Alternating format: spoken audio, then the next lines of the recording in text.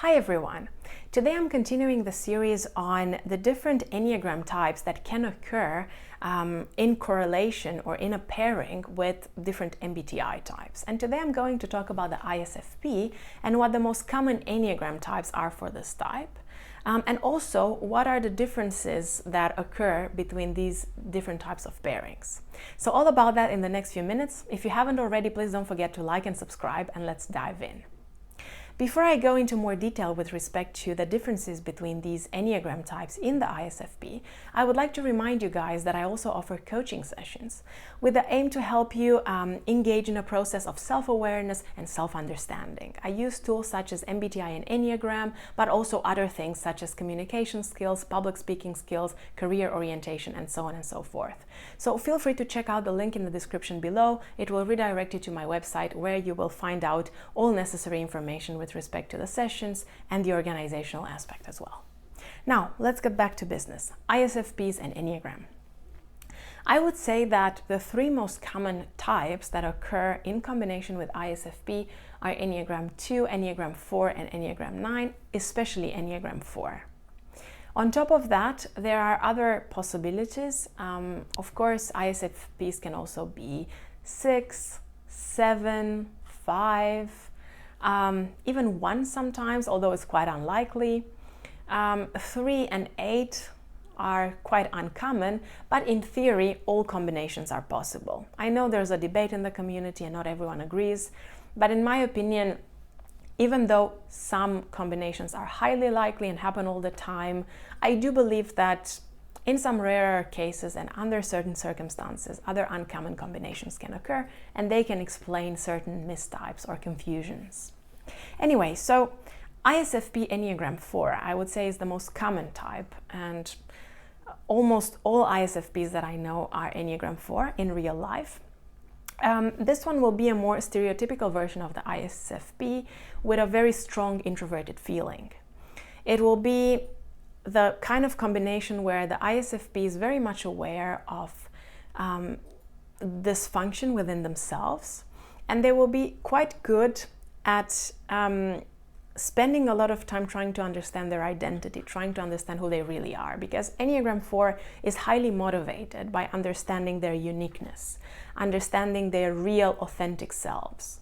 And on the positive side, an ISFP Enneagram 4 will pair up their introverted feeling, introverted intuition, and then also the Enneagram 4 in order to really dig deeper into understanding who they really are and being their real, most authentic, most, shining version of themselves. Of course, under other circumstances and under times of stress, or when they're not developed, when they're not healthy, ISFP 4s can be quite dramatic and impulsive.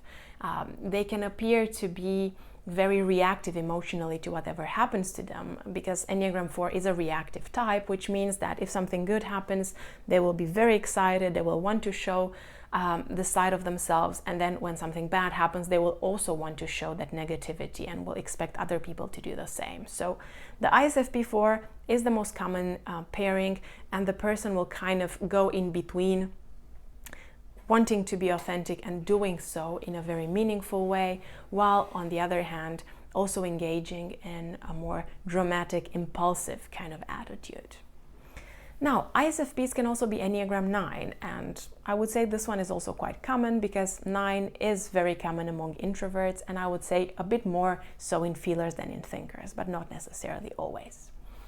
So the ISFP 9, I would say, will sometimes mistype as potentially an INFJ, potentially an ISFJ, potentially an INFP, because their focus on harmony and helping everyone get along, helping everyone be together, wanting to avoid conflicts, will somewhat resemble a more stereotypical extroverted feeling energy, hence the INFJ or ISFJ mistypes. And this kind of ISFP will appear to be much calmer than the ISFP 4, because Enneagram 9 is a positive outlook type, which means that this kind of ISFP will be more likely to want to focus on the bright side, will be more likely to want to engage with positive emotions, will be more likely to want to look at what the good side in something is, and will want to share this kind of happiness with other people. They will also be more conflict avoidant because of the Enneagram 9 tendencies, and will not express such strong emotional reactions to things, especially negatively, like an ISFP 4 would do. Now, moving on, ISFP Enneagram 2. This one is also possible. It's not as common as the 4 and the 9, but it's possible. Again, an ISFP with an Enneagram 2 tendency might mistype as INFJ or ISFJ because, again, stereotypically, Enneagram 2, the helper, is more likely to occur in FJ types. This kind of ISFP will also appear to be a bit more socially extroverted than the 4 and the 9 because Enneagram 2 tends to be more socially extroverted. They will be more focused on understanding other people's needs, understanding how other people feel, and trying to be of service to other people. When healthy, they can be exceptionally good at balancing out the needs of other people and the needs of their own, because their introverted feeling will help them understand what they need as well, and where their boundaries are and where their authenticity is. And this will help them to heal some of the pains that Enneagram 2 as a tendency puts them through. It will help them find a better balance between focusing on other people and focusing on themselves. On the other hand, of course, when unhealthy, they can become highly engaged in wanting to please others all the time at the expense of their own needs, at the expense of their own health. And they might really appear to be quite pushy about the things that they expect of other people, which can really make other people be quite uncomfortable, which is basically what happens with Enneagram 2 under stress or under difficult circumstances. Now, I talked about 4, 9, and 2, which in my opinion are the most common ones. I also mentioned 5, 6, and 7 sometimes occur. 6 is a type that is quite widely spread among MBTI types. I would say that in general it's more common in J types than in P types, but ISFP and ISTP are probably the perceiving types that are most likely to be Enneagram 6. And I would say that the ISFP 6 will appear to be more cautious than the other kinds of ISFP and a little less impulsive. Again, they might mistype as an ISFJ, maybe even INFJ, because their stereotypical tendencies will not be so much aligned with what one often associates with extroverted sensing. I'm not saying that that's correct. I'm just saying that they will be a little bit more likely to plan, a little bit more likely to think about the future, think about the negative consequences of their actions, and kind of prepare for that, which is a tendency that comes from Enneagram 6. So I would say that ISFPs who are Enneagram 6 will be a bit more likely to focus on their introverted intuition and engage with this function, a bit more than other types. The ISFP 7, I would say again, would appear to be more socially extroverted as compared to other ISFPs, probably even more so than the 2, and they might resemble an ESFP for those reasons. They will be more interested in exploring a variety of opportunities. They will be more experiential and experimental as compared to other ISFPs, and will often find themselves trying out different possibilities and trying out different courses of action and not feeling satisfied with settling on one specific direction. And then the ISFP 5, I think, is the most likely to mistype as a thinker, as an INTJ or as an ISTJ or as an ISTP.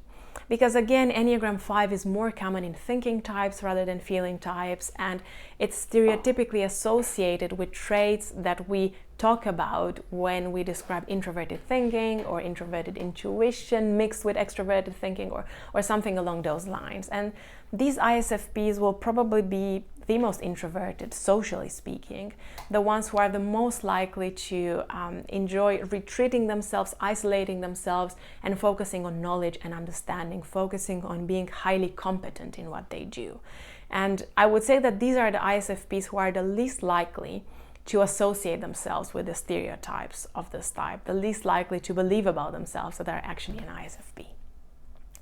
So these are my thoughts on the most common pairings between ISFP and Enneagram types 2, 4, and 9, as well as a little bit of insight into other possibilities such as Enneagram 5, Enneagram 6, and Enneagram 7. I'm really curious to know, if you're an ISFP watching this video, what is your Enneagram type? And if you're someone who knows other ISFPs in your life, what are the main, pairings that you have observed? Feel free to leave your comments below. As always, thanks a lot for being with me. Thanks a lot for watching this video, and see you next week with another video on typology.